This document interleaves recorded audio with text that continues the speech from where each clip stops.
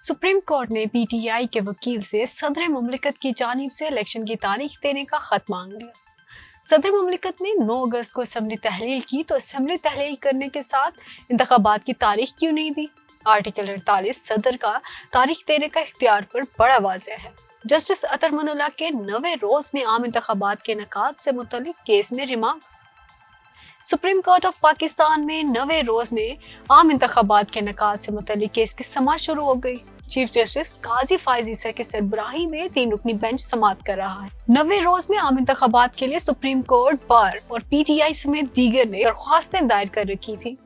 PTI के वकील barrister Ali Zafar ने दलाइल का आगाज किया। दलाइल देते हुए कहा कि अपनी इस्तिदा को सिर्फ एक नुक्ते तक महदूद करूंगा। इस्तिदा है कि इलेक्शन आइन के मुताबिक वक्त पर होने चाहिए। वकील पीपल्स पार्टी फारूक नाइक ने कहा कि पीपल्स पार्टी ने इस केस में फरीक बनने की दरख्वास्त दायर की है।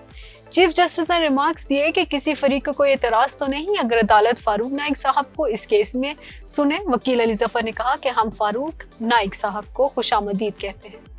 अदालत ने पीपल्स पार्टी को इंतखाबात केस में फरीक बनने की इजाजत दे दी। वकील अली जफर ने इस्तदा की कि इंतखाबात 9वें रोज में करवाए जाएं, जिस पर चीफ जस्टिस ने रिमार्क्स दिए कि आपकी 9 दिनों में इंतखाबात की इस्तदा तो अब गैर मौसर हो चुकी है। वकील अली जफर ने कहा कि हम बुनियादी इंसानी हकूक की बात कर रहे हैं। चीफ जस्टिस ने रिमार्क्स दिए कि इससे कोई इनकार नहीं कर सकता। जस्टिस अतर मुनल्लाह ने रिमार्क्स दिए कि अवाम की राय जानने से बेहतर और क्या हो सकता है। चीफ जस्टिस ने पीटीआई वकील से मुकालमे में कहा कि अब आप सिर्फ इंतखाबात ही चाहते हैं, जिस पर वकील अली जफर ने कहा कि जी हम इंतखाबात ही चाहते हैं। चीफ जस्टिस ने रिमार्क्स दिए कि क्या इसकी कोई मुखालफत करेगा? मेरा नहीं ख्याल कि कोई इसमें मुखालफत करेगा। चीफ जस्टिस अटॉर्नी जनरल से भी इस्तफसार किया गया, क्या आप इसकी मुखालफत करेंगे? जिस पर अटॉर्नी जनरल ने इनकार में जवाब दे दिया। पीटीआई के वकील ने कहा कि इंतखाबात नहीं होंगे तो ना पार्लियामेंट होगी और ना ही कानून बनेंगे।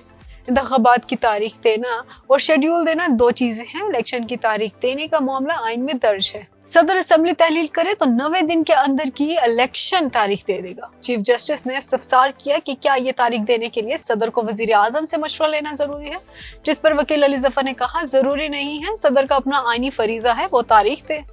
जस्टिस अतर मुनल्लाह ने रिमार्क्स दिए कि क्या सदर ने इलेक्शन की तारीख दी है, जिस पर वकील अली जफर ने कहा कि मेरी राय में सदर ने तारीख दे दी है।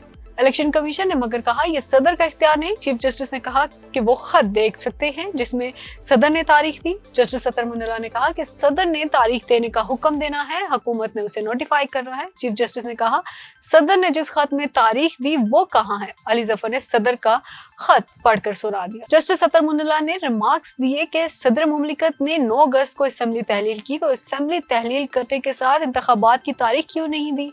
आर्टिकल 48 सदर का तारीख देने के इख्तियार पर बड़ा वाज़ेह है। इस तरह की मज़ीद वीडियोस को देखने के लिए हमारे चैनल को सब्सक्राइब करना ना भूलेगा। इसी के साथ दीजिए इकराम हाफिज़ को इजाज़त।